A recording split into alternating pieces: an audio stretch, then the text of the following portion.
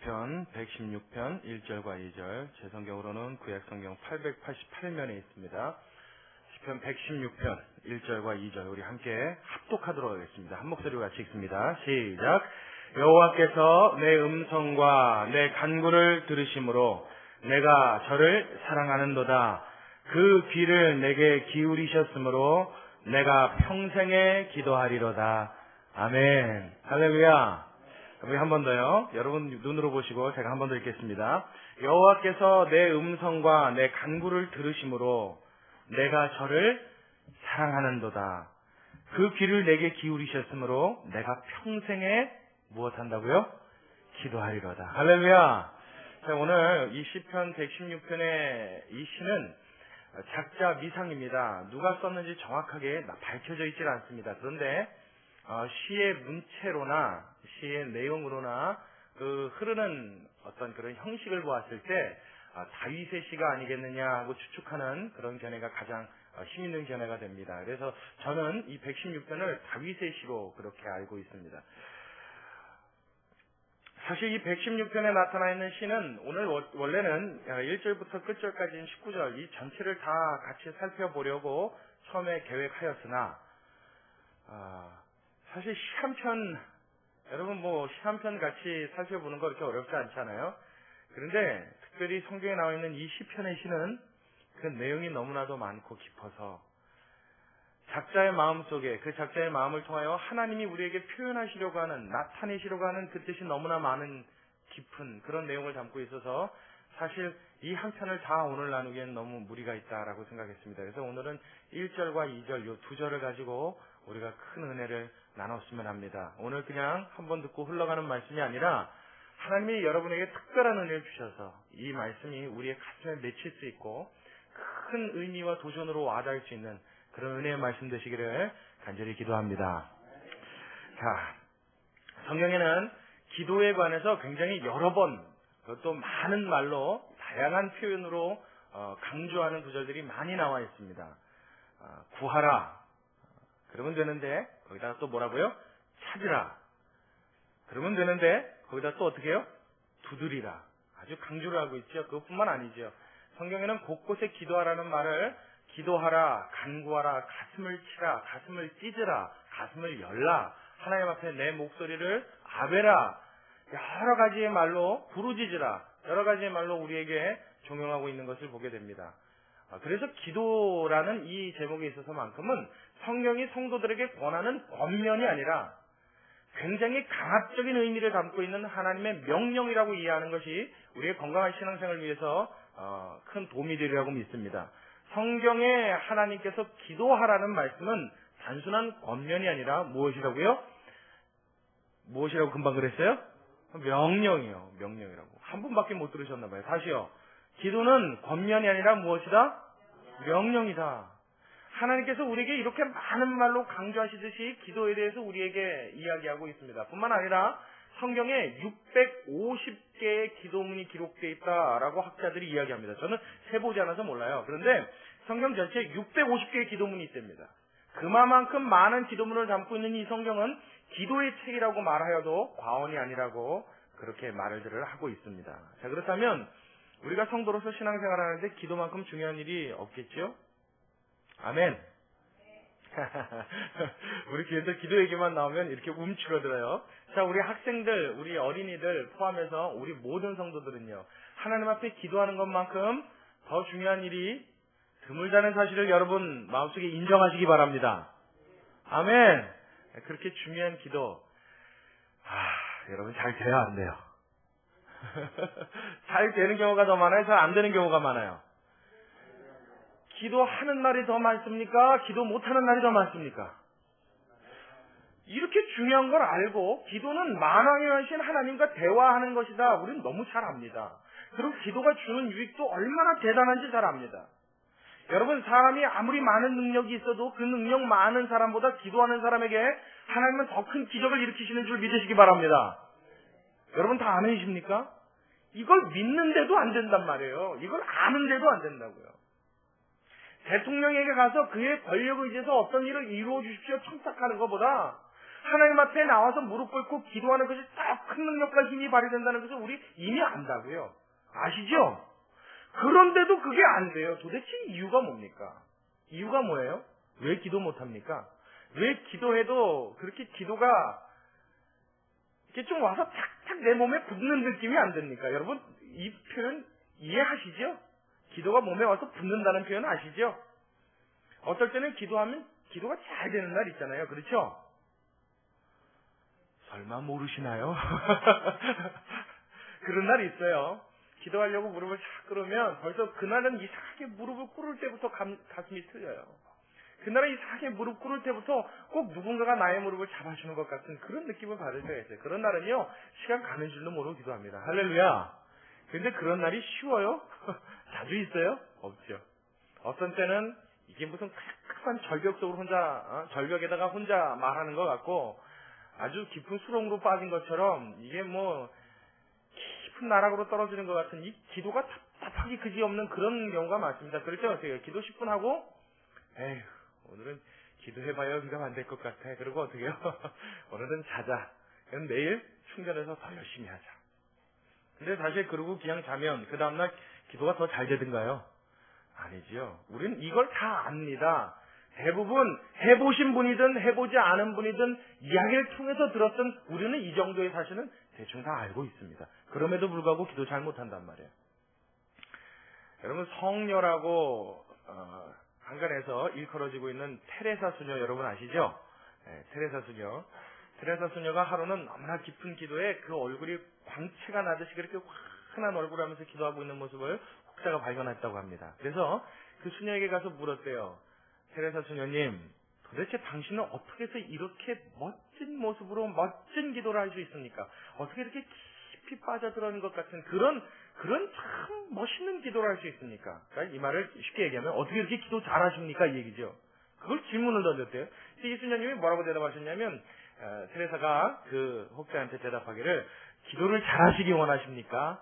아 물론이지요. 그렇다면 기도하십시오. 그랬대요. 질문한 사람이 좀 이렇게 허무하잖아요. 뭔가 비법이 특별한 게 있을 줄 알았는데 기도는 잘하는 비법이 기도밖에 없습니다. 기도는 기도를 할수록 느는 것입니다. 할렐루야. 그래서 기도를 더 많이 잘하고 싶으신 분은 어떻게 하면 됩니까? 기도를 더 많이 하면 됩니다. 그렇게 대답했다고 그래요. 제가 오늘 시편 116편을 놓고 앞에 서론을 길게 이야기한 이유는 이 1절과 2절에 담겨있는 이 다윗의 고백이 우리에게도 저기 충격으로 좀 왔으면 하는 그런 소망 때문입니다. 왜 이것이 충격으로 오느냐? 다시 한번 살펴보도록 할게요. 자, 우리 본문으로 돌아가서 시편 116편 1절을 먼저 한번 보자고요. 여호와께서 내 음성과 내 간구를 들으심으로 그 다음에 뭐라고 이야기해요? 뭐라고요? 내가 저를 다시 한 번만요. 내가 저를 무엇한다고요? 사랑하는도다. 그러고 나서 2절로 바로 이어지는데요. 2절은 그 귀를 내게 기울이셨으므로 내가 평생에 무엇하겠다? 기도하리로다. 그러고 나서 기도가 나와요. 자, 이 얘기가 왜 우리에게 충격으로 와닿았냐면은 여러분, 이 다윗이라고 하는 사람은 이 시를 기록할 때 마음에 이미 깨달은 것이 있는 것입니다. 무엇이냐면 하나님께서 나의 기도를 들으신다는 이 사실에 너무나 가슴 깊은 곳에부터 저려움을 느꼈던 거예요. 이걸 깨달은 거예요. 그게 뭐 그렇게 대단합니까? 여러분 하나님 여러분 기도 들으시는 거 다 믿으시지요? 믿으십니까? 믿음에도 불구하고 우리한테는 그게 별로 큰 기사거리가 아니란 말이에요. 왜요? 교회에서 당연히 그렇게 가르치고 늘 그렇게 들어왔어요. 그것이 당연한 일이라고 생각했고 하나님은 마치 우리의 기도를 들어주셔야만 되는 분인 것처럼 우리 여지껏 알고 있었다고요. 그렇죠? 그래요? 안 그래요? 하나님은 우리를 구원해 주셔야 하는 하나님, 우리의 기도를 응답하셔야 하는 하나님, 하나님은 나에게 은혜 주셔야만 되는 하나님. 여러분 맞습니까? 그러나 틀렸습니다. 하나님이 우리에게 은혜 주시지 않기로 작정하시면 그 순간부터 은혜가 와요? 안 와요? 안 와요. 하나님이 이스라엘 백성을 선민으로 택하시고요. 수천 년 동안 그들과 함께 하셨습니다. 그러나 신구약 중간기에 보면 하나님이 어느 날 마지막 선지자를 끝으로 더 이상 하나님의 말씀을 그 백성들에게 주지 않으시는 시대가 와요. 예수님이 올 때까지 그 이스라엘 백성들은 캄캄한 암흑기를 보냅니다. 그동안은 도대체 사람들이 하나님의 음성을 들을 길이 없는 거예요. 하나님 앞에 구하여도 외쳐도 부르짖어도 소리를 질러도 하나님이 대답지 않은 시기를 그들에게 주셨단 말이에요. 그때는 어떻게 해요? 하나님의 은혜도 하나님의 응답도 하나님의 그 크신 능력도 하나님의 사랑도 그들은 경험할 수가 없었습니다. 우리가 은혜 받을 만한 자격이 있거나 하나님은 꼭 그러셔야만 하는 하나님이라서 우리에게 은혜가 오는 게 아니란 말입니다. 은혜는 그야말로 은혜예요. 그냥 하나님이 주시는 겁니다. 일방적으로 하나님이 주시기로 결정하셨으니까 우리에게 주어지는 게 무엇이라고요? 은혜요. 기도도 이와 같아서 우리가 하나님 앞에 구할 때 하나님이 듣지 않기로 결정하시면, 하나님이 응답지 않기로 결정하시면, 하나님이 외면하기로 결정하시면 우리의 기도는 공중에 울려 퍼지는 산음으로 사라지게 될 것임을 여러분 믿으시기 바랍니다. 그럼에도 불구하고 우리 기도를 하나님이 어떻게 하신다고요? 들어주신다고요. 다윗이 이걸 깨달은 거예요. 우리가 잘 아는 시편의 시 있죠? 시편 8편. 여호와 우리 주여 주의 이름이 온 땅에 어찌 그리 아름다운지요. 그 하반절로 내려서 중반절쯤 보면 밑으로 내려오면 사람이 무엇이간데 주께서 저를 생각하시며 인자가 무엇이간데 주께서 저를 권고하시나이까. 다윗은 이 사실에 가슴이 저리는 겁니다. 다윗은 이 사실을 깨달으면서 그 가슴에 벅찬 감격이 있었던 거예요. 여러분, 이 감격이 오늘날 저와 여러분에게도 있길 주의 이름으로 축원합니다. 도대체 하나님이 나 같은 것의 기도를 들으실 이유가 없더라는 거예요. 가만 보니까 하나님이 나를 관심 가져주실 필요가 없더라는 거예요. 그 하나님의 거룩성과 그 하나님의 능력을 나타내는데 내가 아무런 영향을 못 끼치더라는 거예요. 그럼에도 불구하고 하나님이 누구를 집중하시더라고요? 나를 집중하신다니까. 그 사실에 정말 어처구니가 없어서 할 말을 잃어버린 겁니다. 다윗은 이 감정을 느낀 거예요. 그래서 고백한 것이 1절에 뭐라고 이야기했어요? 여호와께서 내 음성과 내 간구를 들으심으로 내가 저를 어떻게 했다고요? 사랑하게 되었다. 할렐루야! 할렐루야! 우리가 처음에 신앙생활을 시작하면요, 교회 나오면 하나님 사랑할 수 없습니다. 그건 여러분 구약의 아브라함도 마찬가지였어요. 아브라함이 처음에 갈대 우르에 살 때 하나님이 그를 부르셨죠. 불러서 내가 내게 지시할 땅으로 가라. 그래서 열심히 갔습니다. 그래서 도착한 땅이 어디예요? 1차 도착지는 하란이었고 두 번째 최종 목적지는 가나안까지 갔습니다. 그래서 가나안에 갔더니 하나님이 가라 그래서 왔는데 그 땅에 뭐가 왔어요? 기근이 왔어요. 여러분 다 아시는데 대답 안 하시는 거죠? 네. 기근이 왔어요. 그래서 배가 고파서 먹을 것 찾아 갔더니 그곳이 어디였습니까? 애굽까지 내려갔다 그랬어요. 애굽에 내려갔는데 이게 문제가 걸렸죠. 누가 너무 이뻐요? 아브라함의 누가 그렇게 이뻐요? 부인. 여러분들 대답 소리가 안 나오니까 우리 전사님 안에서 부인. 부인이 너무 이쁜 거예요. 근데 얼마나 이뻤냐면 자기 눈에 보기에도 너무 이뻤고 뿐만 아니라 동네에 소문이 다 났다고 그래요. 보는 사람들마다 그 부인의 아름다움을 봤대요. 아브라함의 아내의 그 사라의 아름다움을 봤어요. 그리고 급기야는 그 미인이라는 소문이 어디까지 들어가냐면 왕궁에까지 들어갔죠. 왕의 신하들이 보고 저를 칭찬함으로. 그래서 왕이 어떻게 해요? 데려다가 부인으로 맞습니다. 왜? 누이라고 하니까. 거짓말했잖아요. 내가 너무 이뻐서 사람들이 내 부인인 거 알면 날 죽이고 널 뺏어가리라. 그러니까 어떻게 해요? 너로 인하여 내 목숨을 부지하게 하기 위해 내 누이라 하라. 거짓말하자 그럽니다. 자, 이때 아브라함의 마음속에 하나님이 있었어요? 없었어요? 하나님에 대한 사랑이 있어요? 없어요? 하나님에 대한 안중이 있어요? 없어요? 없어요. 관심 없어요. 하나님이 부르셔서 나오라고 그래서 나왔고 가라고 그래서 갔고 도착해서 도착했어요. 여기까지 하나님과 아브라함의 관계는 사실상 아브라함의 마음은 끝이었습니다. 내가 하나님이 시키는 대로 했으니까 그 다음에 하나님 나 의무 없잖아요. 그 하나님에 대한 아무런 감정이 없었어요. 이게 꼭 누구와 같냐면 처음 신앙생활한 그리스도인들과 같은 상황입니다. 죄송하지만 이 상황으로 20년을 넘게 신앙생활하는 분도 있습니다. 평생을 이런 상태로 신앙생활하다가 가시는 분도 참 없다고 그러고 싶은데 있습니다. 왜냐하면 이 수준에서 벗어날 생각을 안 하는 거예요. 왜냐하면 그저 내 마음이, 내 생각이 하나님 앞에 내가 이 정도 했으면 이게 전부다라고 그냥 만족을 누리는 거예요. 여기서 더한 의무나 더한 어떤 관계를 원하지 않는 거예요. 아브라함이 그렇게 신앙생활이 시작되었어요. 근데 아브라함이 그 마음속에 하나님에 대한 존재의식이 싹 트게 된 계기가 있습니다. 그게 뭐냐면 그 거짓말이에요. 거짓말을 함으로 어떤 일이 일어났어요? 많은 일이 일어났습니다. 여러분들에게 일어났어요? 그럼 대답할 사람 아무도 없을 거예요. 아내를 뺏겼고요. 뺏기고 난 아내 때문에 하나님이 바로와 그 왕궁에 큰 재앙을 내리셨다 그럽니다. 그랬더니 바로가 그 다음날 아브라함을 찾아와서 뭐라고 이야기해요? 내가 어찌하여 나에게 거짓말을 하였느냐? 내 누이라 하여서 내가 한번쯤은 너의 아내를 내 아내 삼을 뻔하지 아니하였느냐? 내 아내와 내 소유가 여기 있으니 다 가지고 나가라 그럽니다. 그래서 그 거짓말 한 방 덕분에 아브라함은 뭐가 돼요? 대부자가 됩니다. 할렐루야. 별로 안 웃겨요? 저는 재밌어서 웃는데. 아이, 재밌잖아요, 여러분. 거짓말 제대로 한번 하니까 그렇게 큰 재산이 생겼어요. 우리식으로 말하면 뒷걸음질 치다가 뭐 어떻게 된 거죠. 아니, 우연도 이런 우연이 있고 운이 좋아도 이런 운이 좋을 수가 있냐고요. 거짓말 한번 했는데 그 결과가 떼부자가 됐단 말이에요. 거부가 됐다고요. 그러니까 여러분들 우리도 열심히 거짓말을 하고 살아야 될 줄로 믿습니다. 제가 여러분들을 너무 수준 낮게 봤죠? 아브라함이 거기서 나오면서 마음에 깨달은 게 딱 하나 있었어요. 배운 게 있었어요. 우리 유몽준 집사님은 뭔지 아시죠? 어제 들었죠? 아브라함이 하나를 배워갖고 나왔어요. 뭐냐면 나를 불렀던 하나님이 별거 아닌 줄 알았는데 그 하나님 나보고 나오라고 그래서 나왔고 가라고 그래서 가서 그게 끝인 줄 알았는데 이 하나님이 가만 보니까 누구보다 더 강하더라고요. 애굽 왕 바로를 꼼짝 못하시게 할 정도로 강하더라고요. 그러니까 그 하나님에 대해서 아브라함이 어떻게 돼요? 눈이 번쩍 뜨인 거죠. 할렐루야.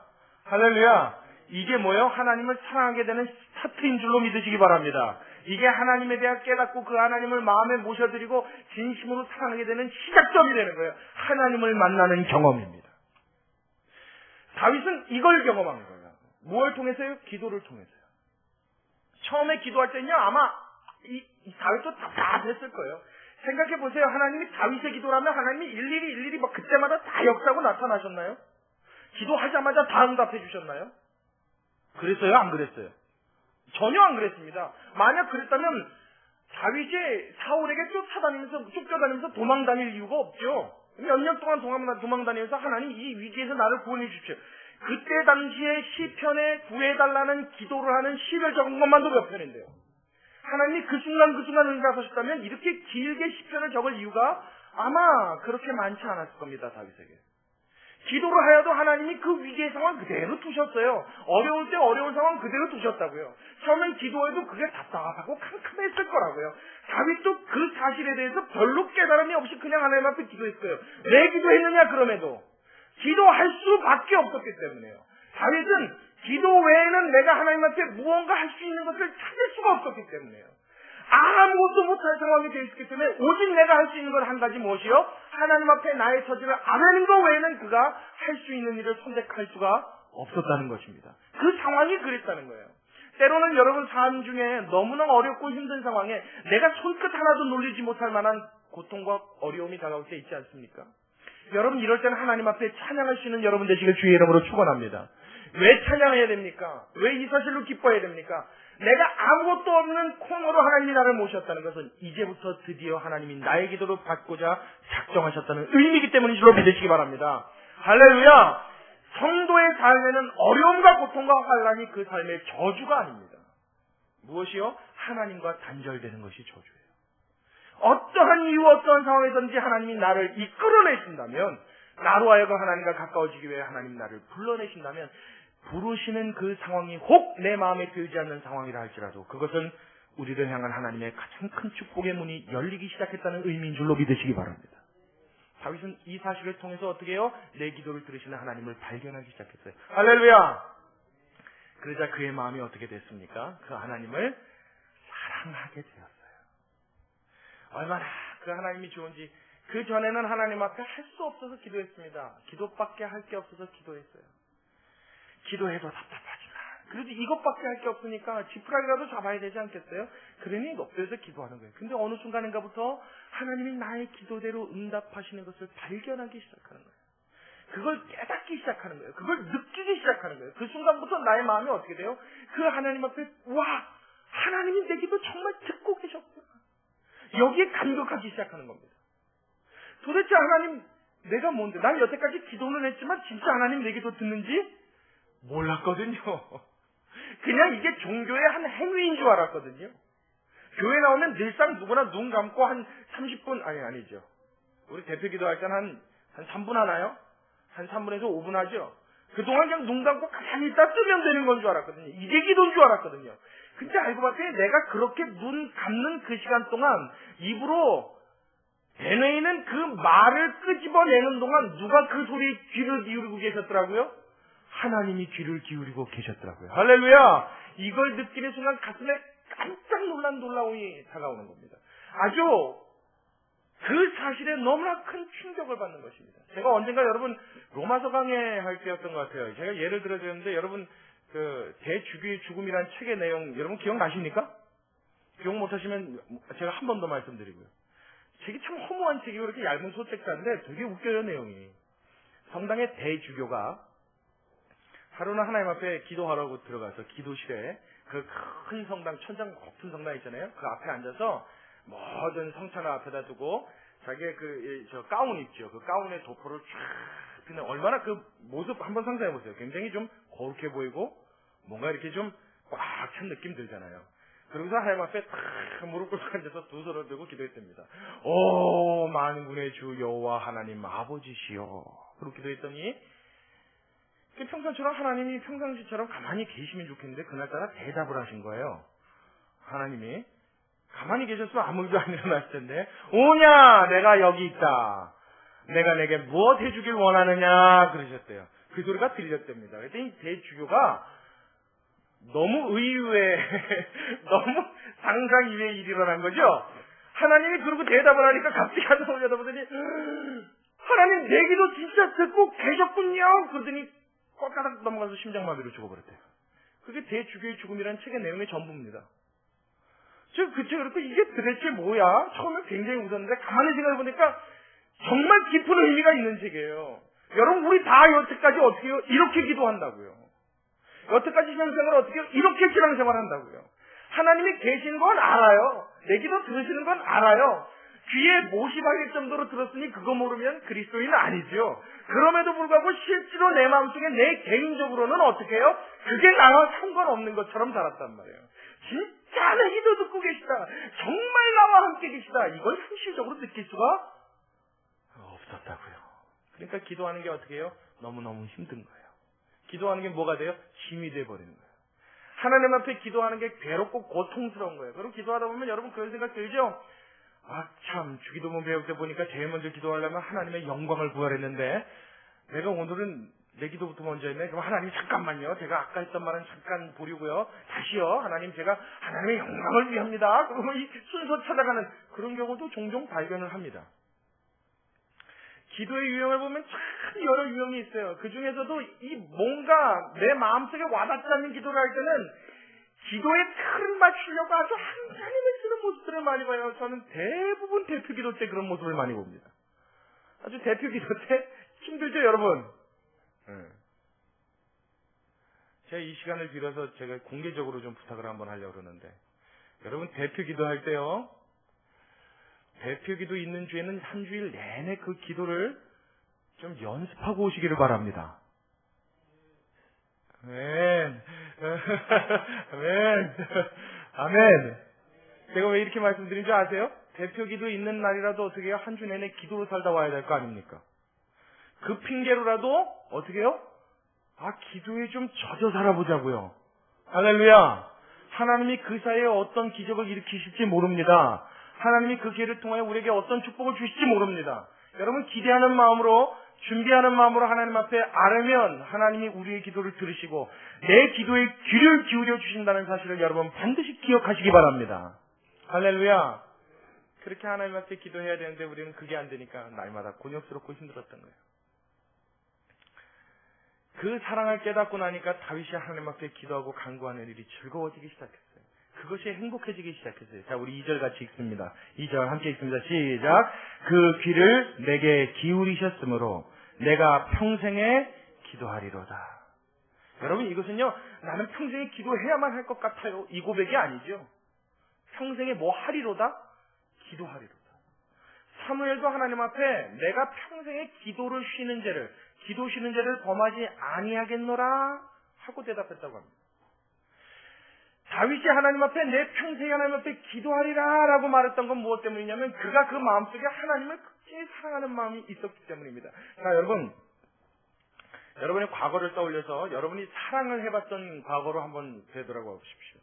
사랑하는 사람이 있을 때, 내가 좋아하는 사람이 있을 때, 그 사람과 여러분 대화하는 게 굉장히 부담스럽습니까? 행복합니까? 행복하죠. 그 사람하고는 옆에만 있어도 좋아요? 싫어요? 좋죠. 그냥 얼굴만 봐도 어떻게 해요? 마음에 행복감이 오죠. 대화를 하는 것에 어려움이나 고통이나 괴로움을 느끼지 않습니다. 하루 종일 얘기하래도 날 봐요. 딴 데 보지 말고 절 보세요. 자, 하루 종일 대화하래도 해요? 안 해요? 해요. 여러분, 이게 사랑하는 사람의 관계거든요.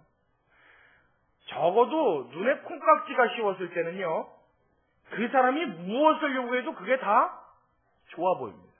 나쁜 게 없어요. 여러분, 남자들 한번 대답해 보십시오. 내가 사랑하는 여인이 있는데 그 여인에게 반지나 아니면 목걸이나 어떤 귀중품을 선물하려고 해요. 돈이 아깝던가요? 그렇죠. 저는 아깝지 그래서 아까워요. 그러신 줄 알고 깜짝 놀랐습니다. 아깝지 않죠. 아깝지 않습니다. 그게 더 못해서 아니죠. 내가 능력이 조금만 더 있었으면 뭐라도 더 좋은 거 해줬을 텐데. 이게 마음이 먼저 가니까 그렇거든요. 이게 사랑하는 사람과의 관계십입니다. 그 안에서 일어나는 일들입니다. 하루 종일 얘기해도 그 얘기가 지루하지 않습니다. 근데 옆에서 보는 사람은 어때요? 지루하죠. 지루해요. 옆에서 보는 사람은 뭘 할 얘기가 있어 저렇게 하고 또 하나. 그죠? 그리고 걔들끼리 얘기하는 거 가만히 이렇게 보면요. 제가 걔들이라고 얘기하는 거는 저보다 보통 어린 한 20대 사람들이 그런 일을 많이 해서 그래요. 뭐 음식점이나 카페 같은 데 보면 이제 막 고등학교 졸업한 것 같아요. 여자도 화장을 했는데 제가 보기에는 얼마나 촌스러운지 보라색 눈화장을 하고 빨간색 립스틱을 칠했어요. 야, 촌스럽게 그지없어요. 근데 남자는요, 눈에서 뚝뚝 떨어져요, 그냥. 와, 어떻게 그래? 피카소의 작품을 보고 아름다움을 느끼십니까?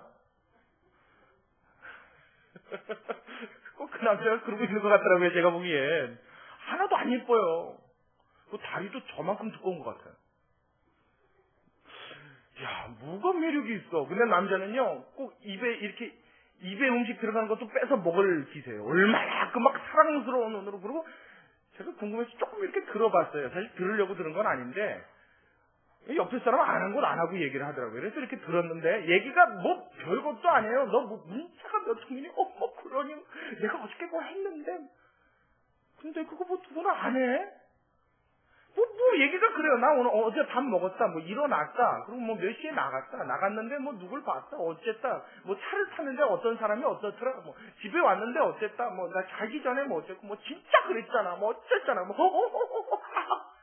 그래서 에휴 참 재미도 있겠다. 이게 뭐예요? 제3자의 사랑이 없는 사람의 관계죠. 사랑 있는 사람들은요. 별거 아닌데 그게 뭐예요? 정말 대단한 일이 됩니다. 그게 아주 관심의 대상이 됩니다. 그 말에 아주 온 기쁨을 다 느낍니다. 그 사람과 만나서 그 대화하는 낙에 살아갑니다. 여러분 이게 뭐라고요? 기도예요. 하나님과 사랑하는 관계가 되면요. 형식도 파괴됩니다. 뭐 그렇게 하나님 앞에 대단한 거 없습니다. 여러분 주기도에 보면 제일 처음에 뭡니까? 하늘에 계신 우리 아버지요. 그 다음에 뭐요?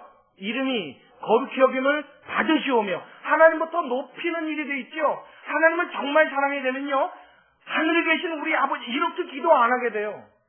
하늘에 계신 우리 아버지 이름이 거룩히 여김을 받으시기 원하신다는 것을요. 밑에 깔고 기도하는 겁니다. 이건 기본이 되어버리는 거예요. 그래서 나의 모든 기도가 뭐예요? 하늘에 계신 우리 아버지가 영광받기를 원하는 것에 초점을 맞춰서 하나님 앞에 아뢰게 되는 것. 이것이 참된 기도, 형식이 파괴된 사랑으로의 기도인 줄로 믿으시기 바랍니다. 그 말을 해서만이 되는 게 아니라 뭐예요? 모든 기도의 내용이 하나님이 영광 받으시기 원하는 내용으로 진행되는 거예요. 사랑하는 연인이 꼭 그렇잖아요. 무엇이든지 남자 하나 더 떠먹여 주려고, 무엇이든지 여자 하나 더 떠먹여 주려고 만났는데 둘이 데이트를 하는데 쇼핑을 하러 갔는데 항상 내 것만 봐. 그 남자 좋아요, 안 좋아요? 항상 여자가 어머 자기 나 저거 사줘. 그것도 한두 번이지. 맨 사달라는 거면 명품만 갖다 집어내. 그거 되겠습니까? 한 번 사달라고 했으면 두 번 줄 생각하는 게 이게 사랑의 관계 아니에요. 그러니까 하나님 앞에 기도할 때는요, 하늘에 계신 우리 아버지의 이름이 거룩히 여김을 받으시옵소서 이 말을 하는 게 아니라 항상 이 사상을 깔고 하나님 앞에 기도를 하게 된다고요. 이게 사랑하는 자의 사이에 일어나는 그 관계성에서 비롯되는 대화인 줄로 여러분 믿으시기 바랍니다. 이게 하나님과의 우리와의 대화요, 기도여야 한다는 거예요. 이게 안 되니까 기도할 거리가 없는 거예요. 기도할 거리가 없는 거예요. 간혹 가다가 기도에 대해서 또 오해하는 분들이 한 분 계십니다. 이 사랑으로 하나님이 사랑이 기인되어서 하나님 앞에 기도를 드려야 함에도 불구하고 이 기도를 어떤 수단으로 이해하시는 분들이 있어요. 그래서 간혹 제가 예전에 어떤 얘기를 들었냐면 자기는 요즘 바빠서 기도를 못한대요. 요즘은 너무 바빠서 기도를 못하니까 과거에 정말 10년을 넘게 많이 기도했던 그 기도의 이자를 타먹고 산다. 그렇게 얘기하시는 거였어요. 이거는 새빨간 뭐예요? 거짓말이에요. 여러분, 기도에는 이자가 없습니다. 기도는 정기적금이 아니에요. 기도는 여러분 배터리 충전하는 게 아니에요. 그래서 기도를 많이 하면 내가 어떻게 돼요? 충만히 막 이렇게 막 건전지가 충전되듯이 막 충전돼. 성령 충만하면 막 충전돼요. 그래서 너무 많이 하면 어떻게 돼요? 터져요? 뭐 기도가 그런 거예요? 뭐 그런 게 다 있어요. 저는 그런 거 기도라 그러면 기도 안 하겠어요. 안 할 거예요. 무슨 하나님하고 거래도 아니고 말이에요. 무슨 기도를 그러고 충전합니까? 그리고 어떤 사람은 보면요, 기도할 때 내가 무슨 말 하는지 모르고 방언 기도, 그냥 우리말 기도를 형식적으로 읊는 사람들이 있어요. 뭐지 하나님 은혜 주시고 하나님 지켜주시고 알락갈라 줘요. 그러고서 한 2시간 3시간 하고 오늘 기도 양 채웠대요. 무슨 기도의 양을 채웁니까? 여러분, 내가 사랑하는 사람이 오늘 나한테 대화할 딱 그냥 끝났으니까 말하자마자 2시간 됐는데 전화기 딱 끊어요. 그럼 기분 어떻겠어요? 그건 뭐하러 만납니까? 그거는 하나님과의 우리의 관계가 기도가 그렇게 되어서는 안 된다고요. 뭘 충전하고 뭘 채우고 뭘 받고 뭘 적금을 타고 이자 타먹는 게 아니라고요. 기도는 내 사랑하는 주님과의 인격과 인격이 만난 서로의 사랑의 대화인 줄로 믿으시기 바랍니다. 그럴 때 시간 가는 줄 모르고 기도하는 거지. 그건 뭐 타먹는 게 아니라고요. 그래서 여러분, 기도에는요, 형식이 없습니다. 기도에는요, 내용의 제한이 없습니다. 자, 우리 앞으로 좀 넘어가서 시편 109편 한번 볼까요? 자, 시편 109편이요. 참 황당하고 기가 막히고 당혹스러운 시가 하나 나옵니다. 시편 109편, 다윗의 시인데요, 이것도. 자, 한번 보세요. 나의 찬송하는 하나님이여 잠잠하지 마옵소서. 그러면 뭐라 그러냐면, 대저 저희가 악한 입과 괴산 입을 열어 나를 치며 거짓된 혀로 내게 말하며 또 미워하는 말로 나를 두르고 무고히 나를 공격하였나이다. 계속 괴롭히는 거죠, 다윗을. 그랬더니 4절에 나는 사랑하나 저희는 도리어 나를 대적하니 나는 기도할 뿐이라. 그러면서 하나님 앞에 이제 간구하는 내용이 나와요. 저희가 악으로 나의 선을 갚으며 미워함으로 나의 사랑을 갚았사오니 악인으로 저를 제어하게 하시며 대적으로 그 오른편에 서게 하소서. 저가 판단을 받을 때 죄를 지고 나오게 하시며 그 기도가 뭐로 변해요? 죄로 변하게 하시며 그 면수를 단촉해 하시며 빨리 죽게 해달라는 거죠. 참. 그 직분을 타인이 취하게 하시며 그 자녀는 고아가 되고 그 아내는 과부가 되며 여러분, 그 자녀가 고아가 되고 그 아내가 과부가 되려면 그 사람은 어떻게 돼야 돼요? 죽어야죠. 하나님 저걸 죽여주십시오, 이 얘기예요. 자, 이제 저를 보십시오. 시편 109편이 이런 기도입니다. 이걸 보고 뭐라 하냐면 보복기도다 그래요. 보복기도 해도 돼요, 안 돼요? 자, 돼요, 안 돼요? 안 돼요?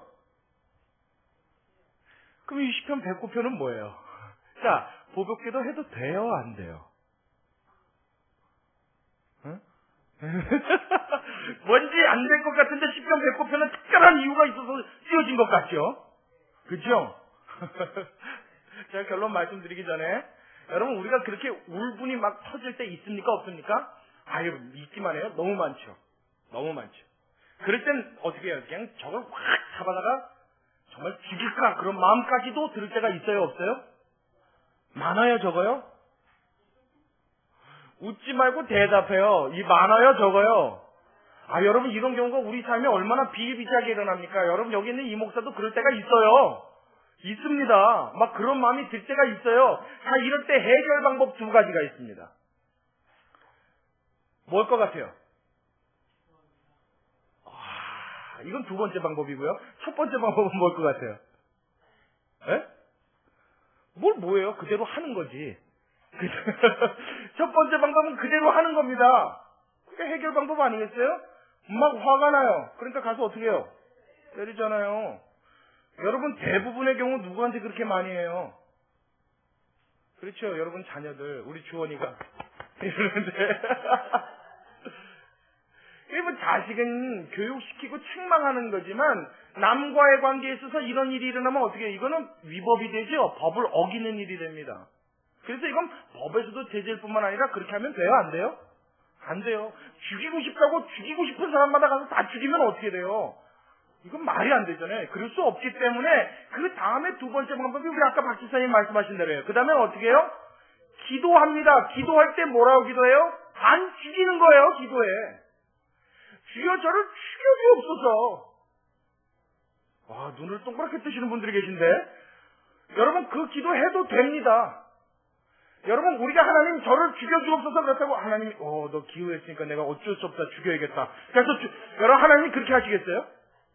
아니요. 하나님이 무슨 여러분 하나님을 너무 유치원생의 수준으로 이해하지 마십시오. 내가 기도하여도 그 기도에 가장 좋은 것으로 응답하신 하나님인 줄로 믿으시기 바랍니다. 그냥 하나님 앞에 그것을 어떻게 해요? 토로하라는 거죠. 말하라는 겁니다. 원수 갚은 일이 있는데 갚을 수도 있지만 갚지 않고 누구한테 얘기해요? 하나님 앞에 이야기해요. 이건요 하나님 앞에 나의 심정을 토로하는 기도가 된다고요. 할렐루야. 할렐루야. 그래서 제가 아는 어떤 권사님은요 남편이 너무 미운 거예요. 아주 저 남편만 없으면 내가 장수할 것 같아요. 내가 평생에 실수한 것 가장 큰 거 한 가지만 고쳐라. 그럼 결혼 안 한대요. 아주 일을 박박 가는 권사님 계셨는데 그분이 뭐라고 이야기하시냐면 어느 날부터 어느 순간에서부터가 하나님이 내 이 마음을 고치셨습니다 그런 거예요. 할렐루야. 어떻게 그 마음이 바뀌었습니까? 남편이 어떻게 사랑스러워졌습니까? 물었더니 하나님 앞에 보복 기도를 했대요. 근데 뭐라고 했냐면 주여 뭐 하십니까 도대체 지금 주여 잠잠하지 마시라니까요. 저놈의 남편 저 인간 저 나갔을 때 다리 몽대를 똑 분지르시든가 차소가 된통 나갖고 식물인간을 만들어버리시든가 하나님 좀 어떻게 확 그냥 잡아 비틀어 주십시오. 그러고 기도를 했는데 처음엔 그렇게 기도하니까 힘이 나더래요. 가슴에 이게 막 풀어지더래요. 스트레스가 얼마나 시원하든지 주여 머리를 빡빡 밀어 대머리를 만드시든가 어디 가고 수치와 부끄러움을 나가는데 우리 식구인지 모르게 당하게 해주시든가 하나님 잠잠하지 마시고 당장 일으키십시오. 이 밤이 가기 전에 하나님 요절을 내십시오. 막 이러고 기도를 했대요. 근데 그러고 나서 한참을 기도하는데요 자기의 기도가 중반으로 넘어가면서부터 그 영혼이 불쌍한 마음이 들기 시작하더래요. 참 기가 막힌 일입니다. 미워서 하나님 앞에 그를 막 어떻게 해주십시오 하나님. 하나님이 좀 시원해 주십시오. 근데 여러분 참 이게 현명했던 것이 무엇이냐면 싸울 수 있잖아요. 그렇죠? 보통은 싸우지 않습니까 그러면? 근데 이 싸움에 대해서 누구한테 중재해달라고 지금 요청한 거예요? 하나님한테 그와 나의 사이를 중재해 주십시오 요청했더니 하나님이 누구를 바꿔놓냐면 나의 마음을 바꿔놓으시더래요. 처음엔 그렇게 미웠던 남편에 대해서 하나님 앞에 아그락을 쓰면서 소리를 치면서 기도하고 있었던 자기의 자신의 그 남편의 불쌍함에 눈물을 흘리고 있는 나를 발견하게 됐다. 그러고 이야기하시더라고요. 그러고 났더니 하나님 앞에 보복 기도를 하려고 무릎을 꿇으면 그때서부터 그 남편의 불쌍한 부분이 자꾸 생각나더래요. 그 불쌍하니까 어떻게 해요? 미운데 들어준 거예요. 미운데 봐준 거예요. 미운데 안아준 거예요. 그랬더니 이 남편이요, 송두리째 변해버렸어요. 할렐루야. 하나님 앞에 하는 기도는 이와 같은 위력을 나타내는 줄로 믿으시기 바랍니다. 무엇이든지 구하라. 하나님 앞에 무엇이든지 간구할 수 있는 거예요. 다윗이 직접 가서 보복할 수 있었어요. 사울을 찔러 죽일 수 있었어요. 2번이나 기회가 있었어요. 근데 옷끝만 맸다고요. 자기 원수 대적에 대해서 왕이 된 이후에도 자기가 보복할 수 있었어요. 근데 안 했다고요. 그러고는 어떻게 해요? 하나님 앞에 보복해달라고 매달렸어요. 하나님 앞에 그 심정을 토로했어요. 하나님 앞에 간구했어요. 그랬더니 그 모든 상황에 대해 가장 좋은 방향으로 하나님이 인도내신 이 하나님의 능력, 저와 여러분의 삶 속에도 자연스럽게 찾아오는 일상의 삶이 되어주시길 주님의 이름으로 축원합니다. 그래서 저는 이렇게 기도하는 사람들이 스트레스 받아갖고 무슨 병 걸린 병을 본 일이 없어요. 하나님 앞에 막 기도하니까, 하나님 앞에 다 쏟아내니까 이 마음이 다 풀어지는 거예요. 누구한테 이거 말할 사람이 없어갖고. 여러분 설령 말한다 그래도 사람한테 이런 흉을 보거나 이야기를 하면 어떻게 해요? 반드시 문제가 되죠. 사람한테는 절대 여러분 가족 흉 보는 게 아닙니다. 가족뿐만 아니에요. 누구도 마찬가지입니다. 사람한테는 그런 얘기 하는 거 아니에요. 그 사람이 좋을 땐 내 편 들어주지만 조금 안 좋아지면요, 저 사람 저러니까 그 사람이 그랬지 이럽니다. 여러분, 뒤에 가서 빗으로 꽂는 건 가장 가까웠던 사람이에요. 사람한테는 그렇게 마음 토로하는 게 아니에요. 속을 딱 끄집어내는 게 아니에요. 누구한테만? 하나님께만. 살아계신 하나님께 나의 마음을 아뢰을 때 그 하나님이 멋지게 응답하시고 역사해 주신 줄로 믿으시기 바랍니다. 할렐루야. 마지막으로 하나님 앞에 이렇게 기도하려면 이 기도에 대해서는 우리가 훈련을 좀 해야 합니다. 훈련. 우리가 기도라고 말할 때 기도와 가장 상통하는 단어가 하나 있는데 그게 바로 묵상이라는 단어입니다. 묵상과 기도는 같은 의미예요. 하나님 앞에 묵상하는 거. 이 묵상을 영어로 메디테이션이라고 하는데, 메디테이션이라는 단어는 라틴어의 리허설에서 나왔어요. 어렵지 않죠? 묵상이라고 하는 단어가 기도와 같은 의미를 지니는데, 이 묵상이라는 메디테이션은 라틴어 리허설이라는 단어에서 나왔어요. 리허설은 뭐예요? 배우들이 무대 위에서 반복해서 연습하고 반복해서 해보고 또다시 실제로 할 때와 같은가 다시 점검하고 또 훈련해보는 것을 리허설이라고 합니다. 그렇죠? 기도를 이 단어에서부터 유추시켰단 말이에요. 그 말은 무슨 말이냐면, 기도는 하나님 앞에서 하는 훈련과 연습이 필요하다는 거예요. 그러니까 내가 예수 믿은 지 30년 됐으니까 나는 기도를 잘할 것이다. 이거는 천만의 말씀 만만의 콩떡이라고 그러죠. 그거예요. 안 됩니다. 기도는 어떻게 할 때 가능해요? 훈련하고 연습할 때 가능해요. 그래서 기도 잘하시는 분들은요, 틀림없습니다. 평상시에 기도하는 사람들이에요. 뿐만 아니라 기도를 하나님 앞에 한다 하는 것은 기도의 말의 이 어휘의 부드러움을 말하는 것이 아니라 내가 하나님 앞에 기도하고자 할 때 막히지 않고 언제든지 기도를 할 수 있는 것을 말하는데, 자, 그러기 위해서 우리가 훈련해야 될 건 뭐 있습니까? TV에서 재밌는 거 한단 말이에요. 늘 보는 프로그램, 늘 보던 드라마 한다고요. 자, 그럴 때 기도를 선택하게 돼요? 드라마를 선택하게 돼요? 거의 8, 90% 드라마예요. 이때 뭐요? TV를 끄는 훈련을 해야 돼요. 우리 학생들이요, 기도하고 싶은데 기도해야 된다는 거 아는데, 친구들한테 문자 오고 핸드폰 이야, 손 진짜 빨라요. 그 어떤 친구는요, 아이스크림 먹고 하면서 하잖아. 그러니까 문자가 쫙 떠져요. 와, 전 그거 보고, 야, 너 스타킹 한번 나가봐라. 제가 그랬어요. 이거 진짜 빠르다. 근데 보통 거의 그 정도 하더만요. 뭐 되게 그 정도는 다 하던데. 그러니까 웃는 눈에 그림에 다 들어가요. 이거 하느라고 이거 할 시간이 없는 거예요. 그런데 어떻게 핸드폰을 끄는 훈련을 하는 거예요. 이 훈련이 필요한 겁니다. 그 여러분, 무릎 꿇고 기도할 때요, 정 무릎을 못 꿇거나 관절염이 있으신 분들은 앉아서 하십시오. 괜찮아요. 꼭 무릎을 꿇어야 되는 건 아니에요. 근데 여러분, 무릎 꿇는 것도 말이에요, 처음에 무릎 꿇으면 3분 못 꿇습니다. 발가락에 감각이 없어져요. 그때서부터는 기도가 안 되고 무슨 걱정이 되냐면, 야, 이거 피 조금만 통했다가는 굉장히 저리겠다. 나 이거 못 입났다 오늘 어떡하냐. 그 생각하느라고, 주여 아버지 어떡합니까? 그게 어떡합니까가 제 일을 하는 게 아니라 이 다리 어떡합니까요? 생각이 온통 뺏깁니다. 그런데 그럴 때는 어떻게 해요? 하나님의 무릎 꿇는 훈련도 해야 되는 거죠. 기도가 훈련이 돼야 기도에 익숙해지고 능숙해집니다. 기도가 훈련을 하고 기도의 훈련을 해야 그 다음에 어떻게 해요? 하나님을 그 안에서 만나는 경험을 하게 됩니다. 기도를 100날하고 20시간을 하고 30시간을 해도 그 하나님과 깊은 교제가 없었으면 여러분 기도를 제대로 훈련해 본 적이 없는 거예요. 기도는 하나님과의 대화인 줄로 믿으시기 바랍니다. 여러분 이거 다 알지요? 큰 원로니까 여러분들이 다 아실 거예요. 다시 한번요. 기도는 하나님과의 대화인 줄로 믿으시기 바랍니다. 이렇게 말하면 여러분들이 다 아멘 하는데요. 기도할 때 하나님을 만나서 꼭 대화하십시오. 그러면 그게 뭐야 이래요. 왜 기도를 하나님과의 대화라고 이야기하냐면 기도를 정말 제대로 하면 그 속에서 반드시 하나님을 만나는 일이 일어나기 때문입니다. 아멘. 아멘. 어떨 때는 기도할 때 깜깜할 때도 있다고요. 못 느낄 때도 있다고요.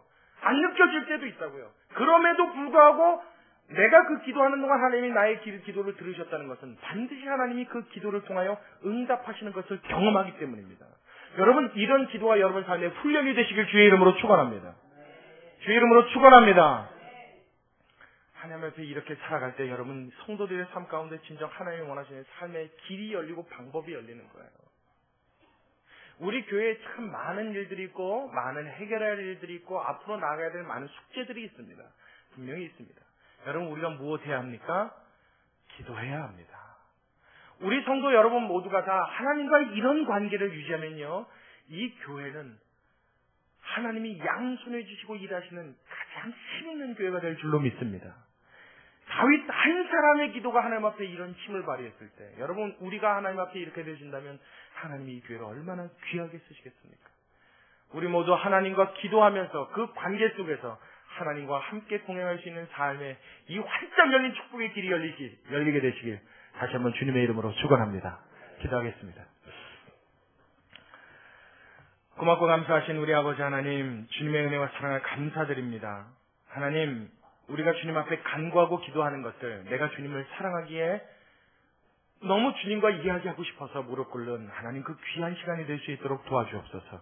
하나님, 많은 찬송가 저자들이, 많은 시편의 기자들이 하나님과 대화하는 것이 얼마나 귀한 일이고 얼마나 귀중하고 얼마나 기쁜 일인지를 노래하였는데 하나님, 우리도 그 말이 무슨 뜻인지 알게 하여 주시옵시고 알 뿐만 아니라 그렇게 살아갈 수 있는 성도들 다 되게 우리 모두를 축복하여 주시옵소서.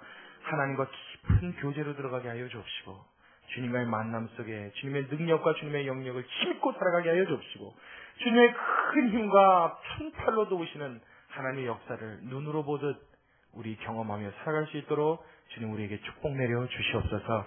감사를 드리며 예수님의 이름으로 기도드리옵나이다. 아멘. 자, 여러분 다 아시는 찬양입니다. 아버지 사랑합니다. 우리 오늘은 복음성가로 찬양할 텐데요.